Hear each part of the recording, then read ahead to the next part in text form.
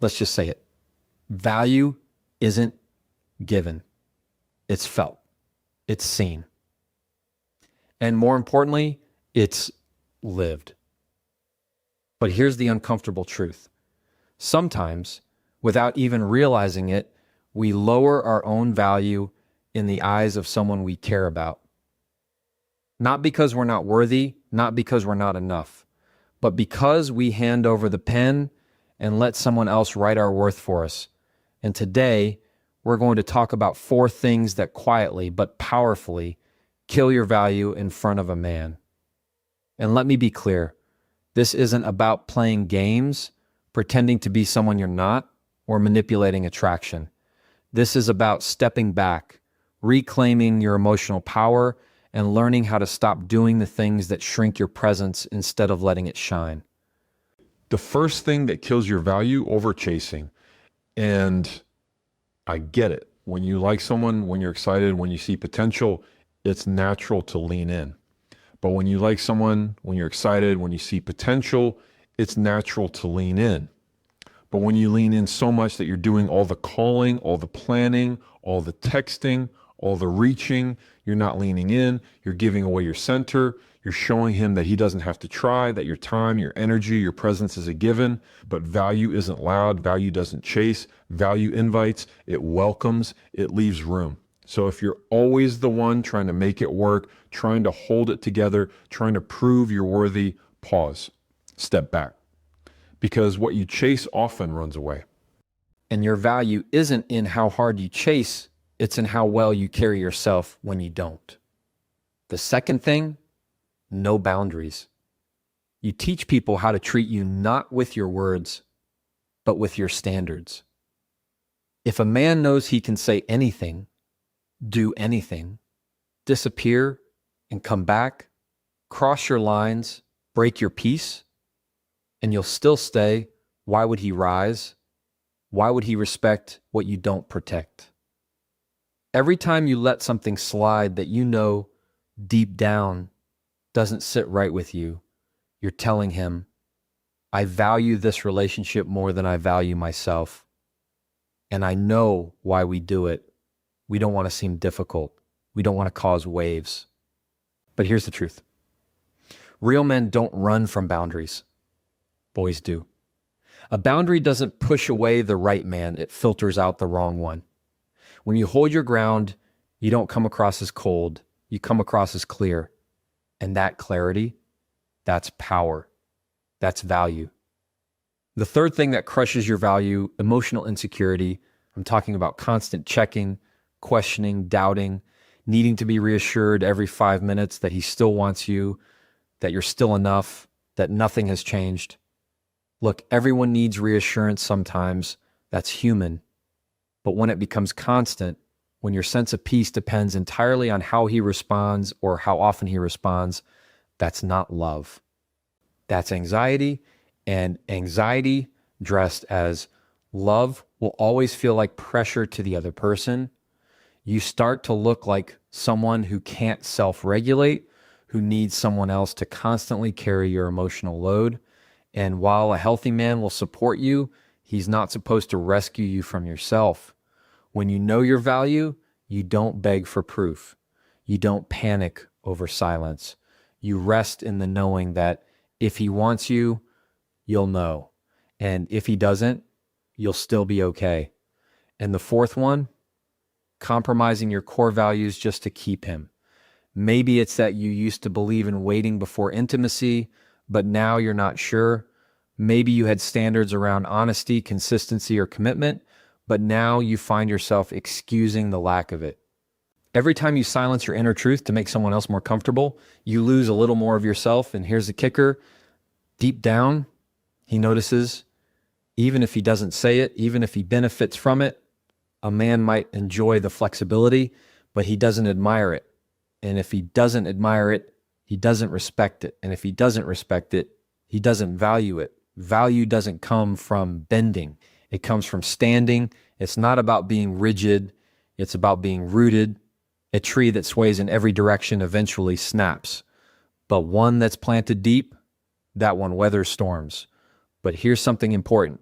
Your value doesn't disappear just because someone else doesn't see it. It gets dimmed when you stop seeing it yourself. All four of these patterns, chasing, lacking boundaries, insecurity, and compromising yourself, they come from one place: fear. Fear of loss, fear of rejection, fear of not being chosen. But the truth is, if you choose you first, you won't need to fear who doesn't. If you anchor yourself, you won't be afraid to walk away from someone who won't meet you where you stand. So how do you reverse this? You stop chasing and start attracting. You stop begging for effort and start observing energy. You stop proving and start protecting. Protect your peace, protect your voice, protect your joy. When you speak up for yourself, when you walk away from what hurts, when you hold space instead of forcing connection, that's the kind of woman who stands out. That's the kind of woman who's remembered, not because she was perfect, but because she was real, grounded, clear, centered. And let me leave you with this. If you want a man to truly value you, show him that you value you, not by posting quotes, not by pretending to be unbothered, but by living it, by having a life outside of him, by saying no when it's hard, by staying calm when you could collapse, by holding silence when your ego wants to speak. That's the real test of value. It's not in how loud you shout it. It's in how quietly you carry it.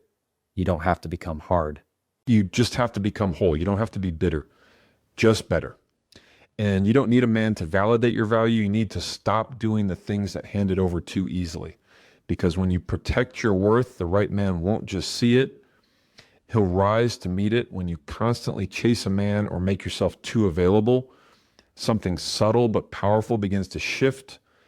It may start with good intentions. You like him, you enjoy his company, and naturally you want to show interest.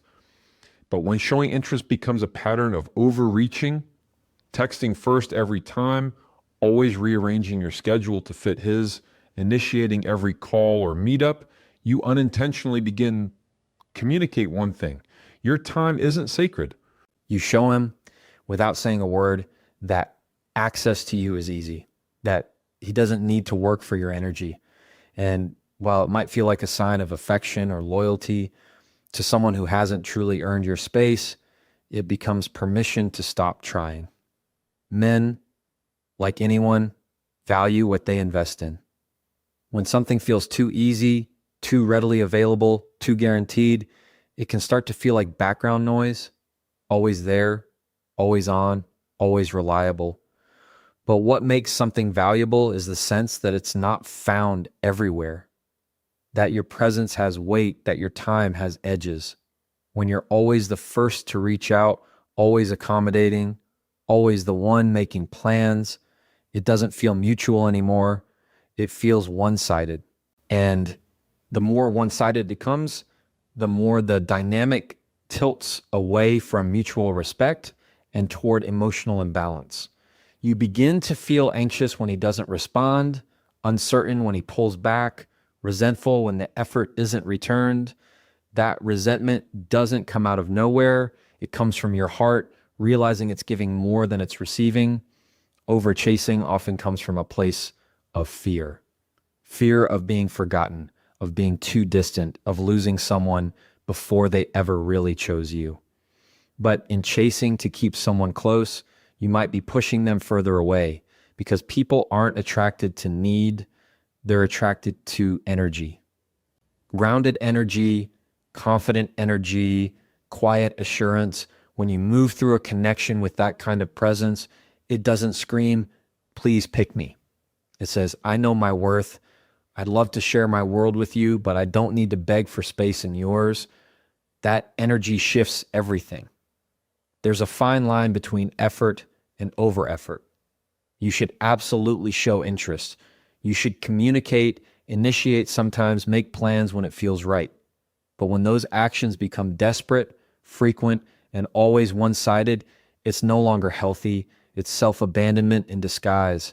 And the cost of that is high, because every time you chase someone who isn't meeting you halfway, you're stepping away from yourself just to be closer to them. That imbalance doesn't just affect how they see you, it changes how you see yourself. You begin to question your worth based on someone else's response instead of remembering that your value was never supposed to be earned by someone else in the first place. When you have no boundaries, people will test you and keep testing you until you finally break. But here's the thing. Boundaries aren't walls and they're not punishments. They are your personal lines that say, this is where I end and someone else begins. When you don't have those lines, or when you keep moving them just to make someone else comfortable, you start to disappear a little bit at a time. You stop standing up for yourself. You ignore things that bother you. You pretend to be okay with things that actually hurt. And the more you do that, the more you show someone that they don't have to treat you with care because you don't require it. Without boundaries, your relationships become a free-for-all. A man can come and go as he pleases, say anything, do anything, leave texts unanswered, show up only when it benefits him.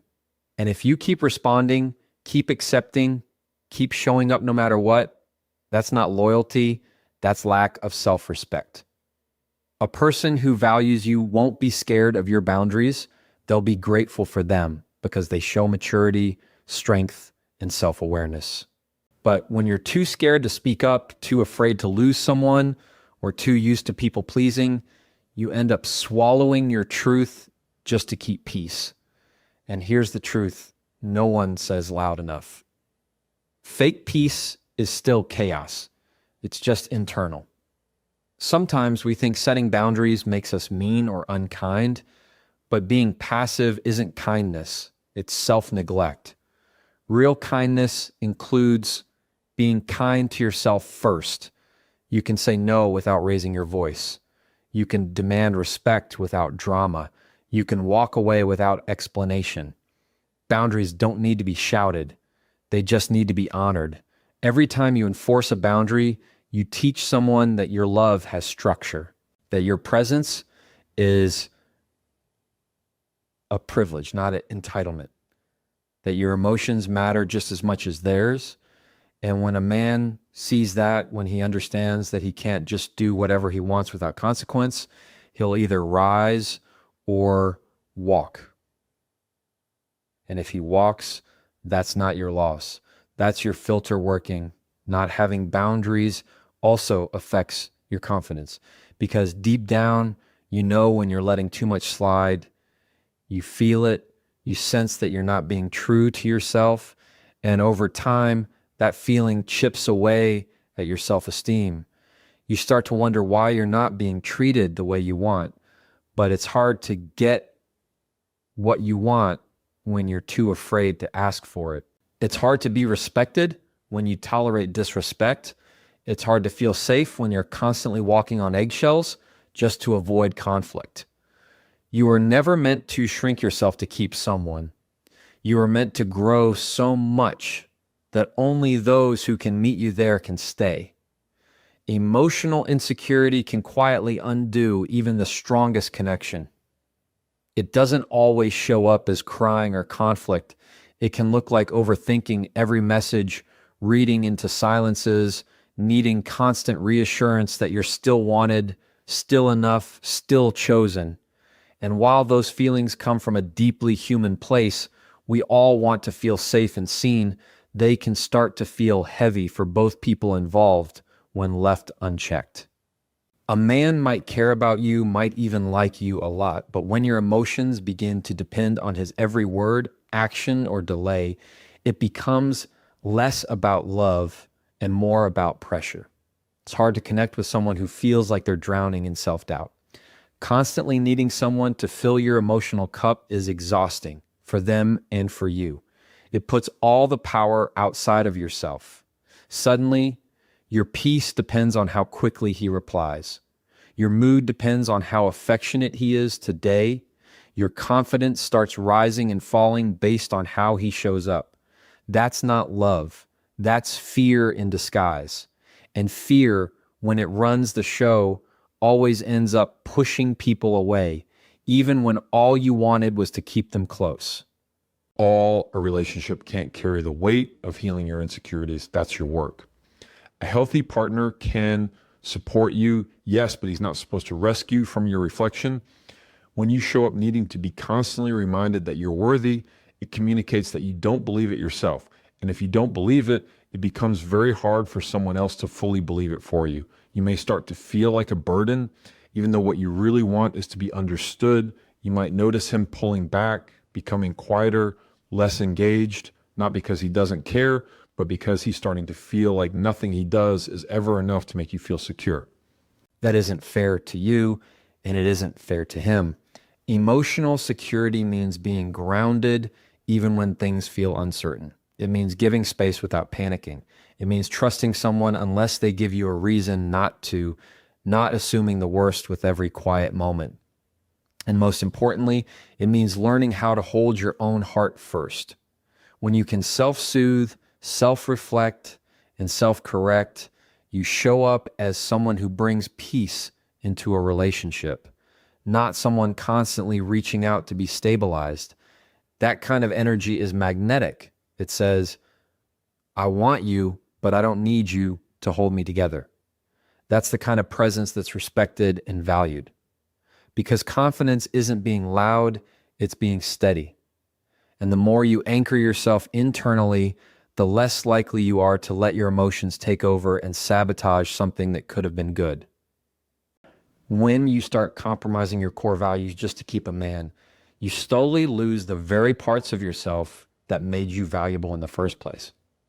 It rarely happens all at once. It begins quietly. Maybe you say yes when you mean no. Maybe you look the other way when something bothers you. Maybe you adjust your beliefs, your timeline, your comfort level, not because it feels right, but because you're scared of losing him. And while it might feel like sacrifice in the moment, what it really becomes is silent self-abandonment. You're not showing flexibility. You're shrinking your truth to fit inside someone else's world.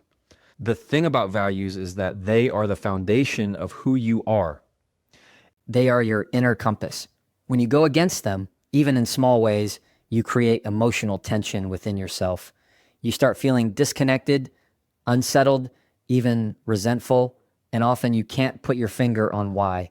But deep down, your heart knows you betrayed yourself to keep someone else comfortable. And no relationship, no matter how strong it seems, can give you the peace that comes from living in alignment with yourself.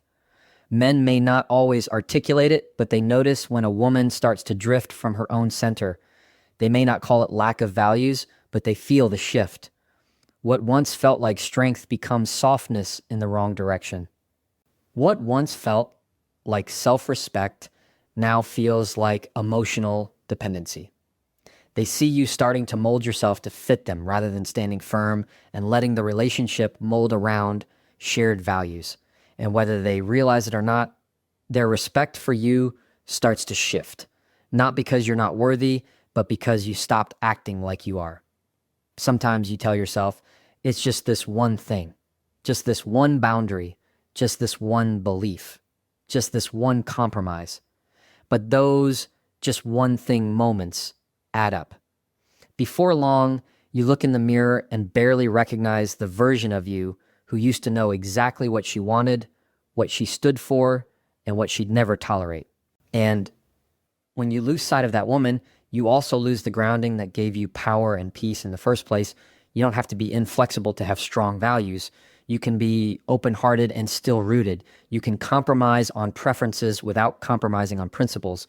There's a difference. Preferences are changeable. What movie to watch, where to eat, how to spend a weekend. Values are not how you want to be treated, how you define love, what matters most in your life. A man who's truly aligned with you won't ask you to compromise those things. He'll respect them, he'll honor them. And if he doesn't, he's showing you he's not for you, not that your standards are too high. That only ensures that even if they stay, they're staying with a version of you trying to hold on to someone by changing who you are, doesn't keep them. It only ensures that even if they stay, they're staying with a version of you that isn't real. And that version can only hold up for so long before the weight of pretending becomes too heavy. The moment you find the courage to return to your truth is the moment you find your value again. Because value isn't about being liked, it's about being you, fully, honestly, and without apology. Negative self-talk and a lack of confidence might seem like small things, but they can quietly erode how a man sees you over time.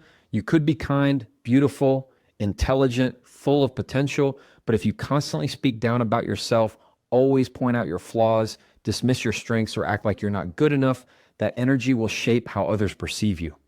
Confidence doesn't come from having a perfect life. It comes from knowing you have value even when things aren't perfect. And when you don't believe in your own value, it shows. Not in loud, dramatic ways, but in subtle, daily interactions that create an invisible barrier between you and the respect you're looking for. A man can compliment you and you'll reject it. He'll admire something about you and you'll downplay it. He sees your light, but you keep dimming it. That doesn't inspire deeper connection. It creates a sense of emotional exhaustion. Because now he feels like he's fighting your inner voice just to show you what's already good in you.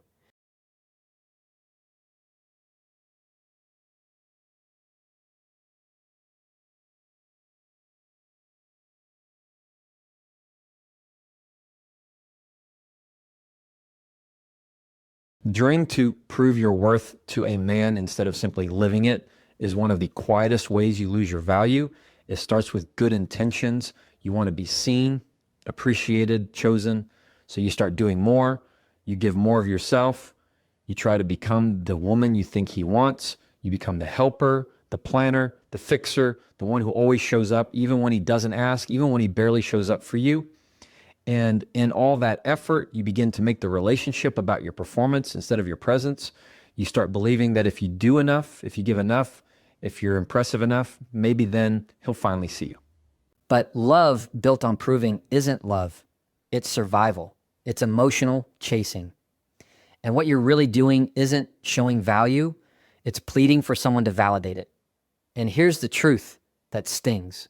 The more you try to convince someone that you're worthy, the more they start to wonder why you feel the need to convince them at all. Value doesn't explain itself. It just is. A high-value woman doesn't chase attention. She creates space for someone to rise to her level. She doesn't try to be everything. She chooses to be herself, fully, without apology. She lets her actions speak, her boundaries lead, and her silence do the filtering. When you get caught in the trap of proving, you start bending in ways that leave you emotionally exhausted. You say yes when you mean no. You go above and beyond to be seen. You accept crumbs and call it love because you've convinced yourself that if you just hold on long enough, give a little more, stay a little sweeter, he'll come around. But that mindset turns you into someone you're not, someone who lives for validation instead of truth. And the longer you stay in that space, the more you disconnect from your own value, not because you're not valuable, but because you've started outsourcing it.